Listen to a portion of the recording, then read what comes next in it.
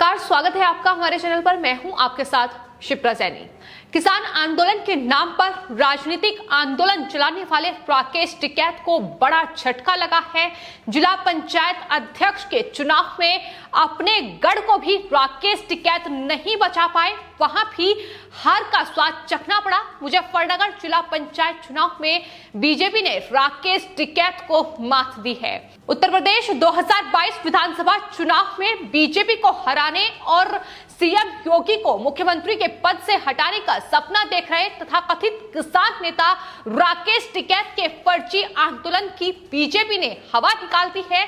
जिला पंचायत अध्यक्ष के नतीजों ने यह बता दिया है कि किसानों के नाम पर दंगाइयों को इकट्ठा करने वाले राकेश टिकैत का ये आंदोलन पूरी तरीके से फर्जी था। दरअसल किसानों के नाम पर जो राजनीतिक रोटियां सेकी जा रही थी, फिर चाहे वो राकेश टिकैत हो या उनके भाई नरेश टिकैत हो, ऐसे में सबकी निगाहें पश्चिमी यूपी की सीटों पर थी कि आखिर जिला पंचायत अध्यक्ष में पश्चिमी यूपी की सीटों पर क्या नतीजा आएगा, क्योंकि कहीं ना कहीं जो किसान आंदोलन की शुरुआत हुई थी वो पश्चिमी उत्तर प्रदेश से ही हुई थी। ऐसे में जो निगाहें थी वो राकेश टिकैत का जो गढ़ है मुजफ्फरनगर, उसकी सीट पर थी। अब मुजफ्फरनगर जिला पंचायत की सीट पर जो नतीजे सामने आए हैं उसे कहीं ना कहीं राकेश टिकैत को बड़ा झटका दिया है। राकेश टिकैत और उनके भाई नरेश टिकैत जिस तरीके की घटिया राजनीति कर रहे थे किसान आंदोलन की आड़ में, अब कहीं ना कहीं उन्हें जवाब मिल गया है।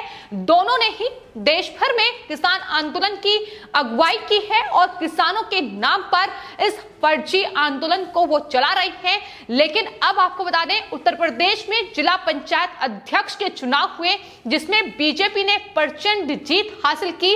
वहीं मुजफ्फरनगर जिला पंचायत की सीट पर जो नतीजे सामने आए वो राकेश टिकैत के लिए बुरे सपने से कम नहीं होंगे, क्योंकि इस सीट पर भारतीय किसान यूनियन के उम्मीदवार की जमानत जब्त हो गई। इस सीट पर बीजेपी उम्मीदवार डॉक्टर वीरपाल निर्वाण ने जीत हासिल की और गौर करने वाली बात यह है कि जिला पंचायत अध्यक्ष पद का जो चुनाव मुजफ्फरनगर में हुआ उसमें 10 मुस्लिम जिला पंचायत सदस्यों ने बीजेपी को वोट किया है।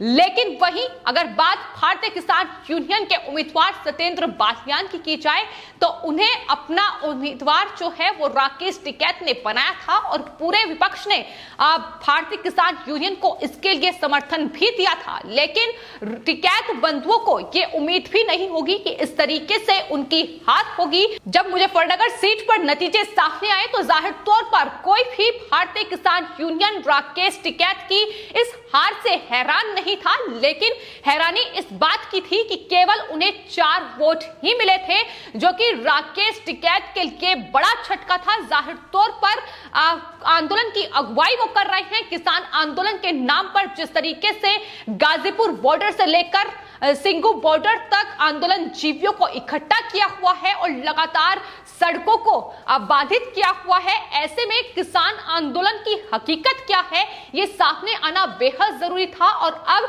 जिला पंचायत अध्यक्ष के इन चुनाव में पश्चिमी उत्तर प्रदेश से जो नतीजे सामने आए हैं, फिर चाहे वो मुजफ्फरनगर सीट हो या फिर शाफनी की सीट हो, ये पूरा गढ़ राकेश टिकैत का है। जहां उनका गांव है सिसोली, वहां से भी आपको बता दें जो बीजेपी उम्मीदवार हैं वो जीते हैं। तो ये अपने आप में राकेश टिकैत और भारतीय किसान यूनियन जो कि किसान आंदोलन के नाम पर फर्जी आंदोलन चला रहा है, 2022 विधानसभा चुनाव में बीजेपी को हराने का सपना देख रहा है, उनके लिए बड़ी फजीहत अब इन नतीजों ने कर दी है। और यही वजह है कि नतीजे सामने आने के बाद जब इंडिया टीवी ने एक डिबेट रखी जिसमें राकेश टिकैत को भी बुलाया गया और वहीं केंद्रीय मंत्री और मुजफ्फरनगर से सांसद संजीव बालियान भी उस डिबेट में पहुंचे, लेकिन वहां राकेश टिकैत ने डिबेट करने से ही इनकार कर दिया और राकेश टिकैत ये कहते नजर आए कि दरअसल संजीव बालियान की बाइट ली जाए,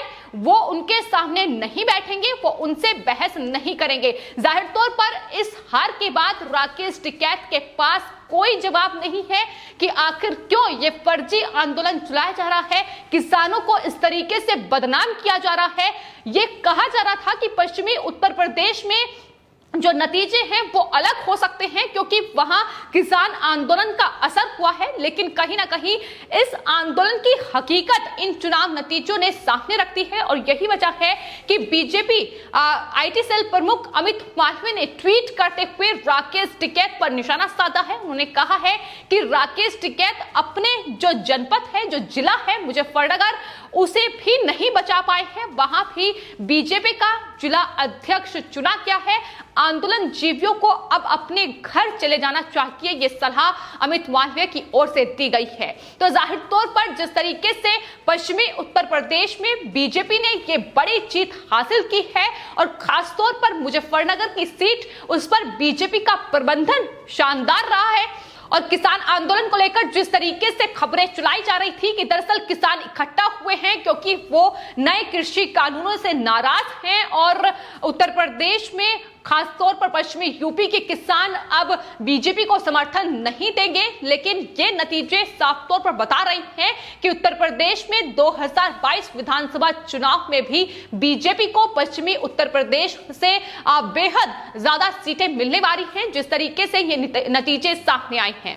तो ये जीत जो है बीजेपी की है। बीजेपी ने जो प्रबंधन किया था उसकी शानदार ये जीत कहीं ना कहीं हुई है और यही वजह है कि विपक्ष पूरी तरीके से चारों खाने चित हो गया। और वहीं राकेश टिकैत में भी इस हार की बौखलाहट देखने को मिली।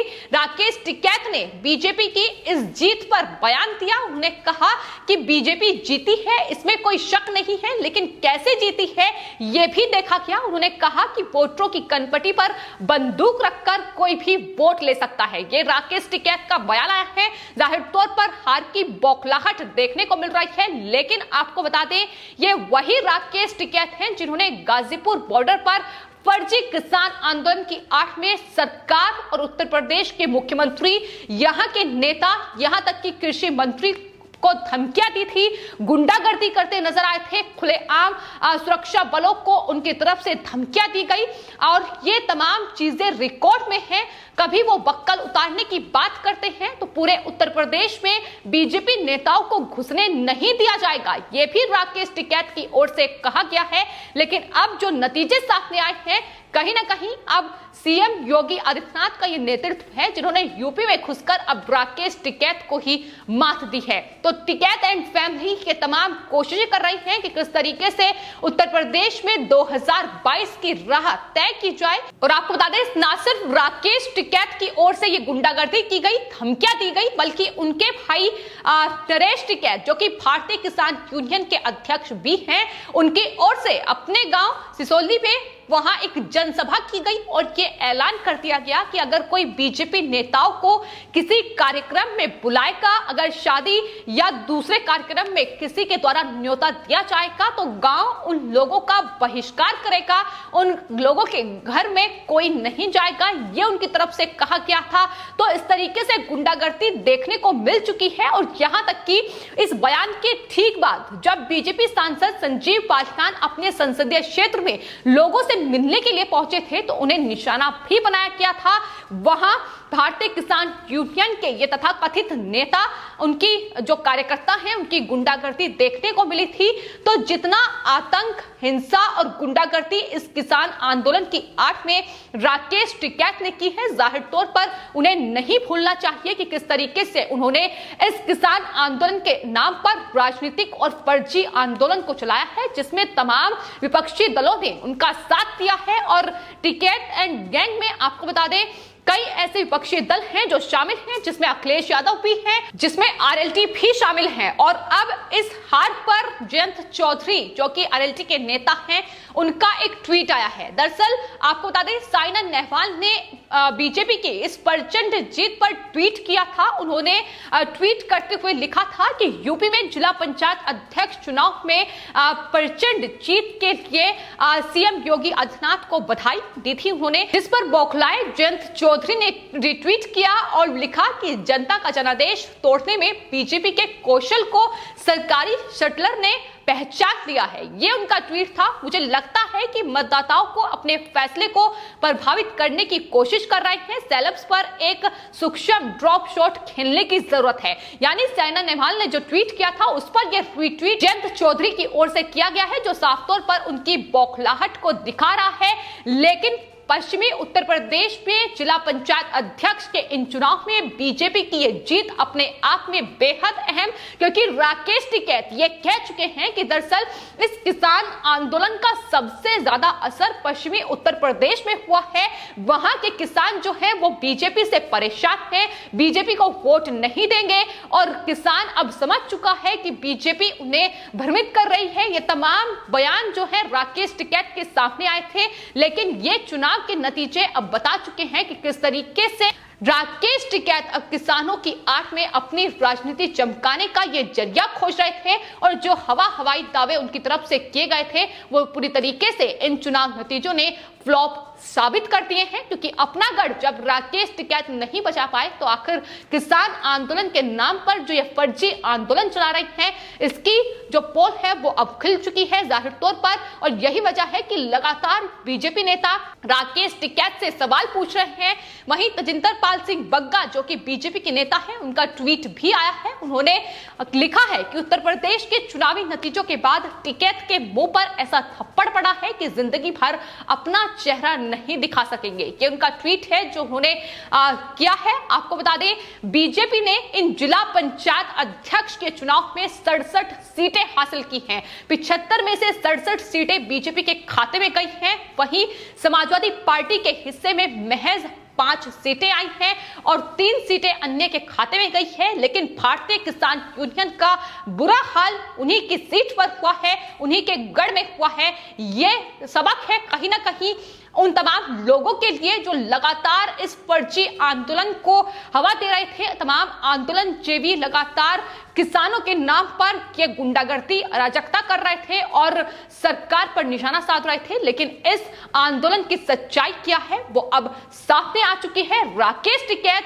जो कह रहे थे कि पश्चिमी उत्तर प्रदेश में बीजेपी नेताओं को नहीं घुसने दिया जाएगा, अब उन्हीं के गढ़ में ये बीजेपी के नेता, उन्हीं के गढ़ में ये संजीव पासवान से लेकर तमाम जो बीजेपी के नेता हैं उन्हें जवाब दे रहे हैं, जो कि जाहिर तौर पर उत्तर प्रदेश चुनाव से पहले राकेश टिकैत के लिए बड़ा झटका है। जो विपक्ष के साथ मिलकर जो सीटों का गठजोड़ कर रहे हैं उसके लिए कहीं ना कहीं ये बड़े झटके से कम नहीं है। फिलहाल आपकी इस पूरे मामले पर क्या राय है हमें कमेंट बॉक्स में जरूर लिखें और चैनल को सब्सक्राइब करें। धन्यवाद।